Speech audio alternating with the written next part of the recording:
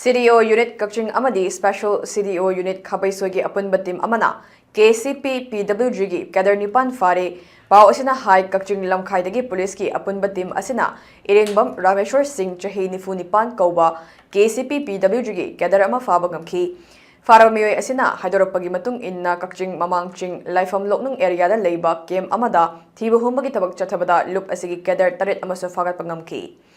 Faramioy Singh Adudi Ilangbam Hirojit Singh Chahi Nifu Haikulam Prem Chahi Kun Nipan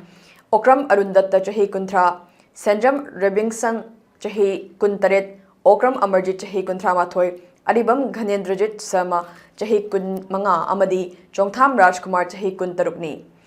Faramioy Singh Asidagi magazine ga loinana 7.65 pistol ama country made 9mm pistol ama 3.2 pistol ama country made 7.62 sniper rifle ama DBBL guns ani SBBL guns ani grenade ahum yauna khusu khulai kaya fagat pangamki hari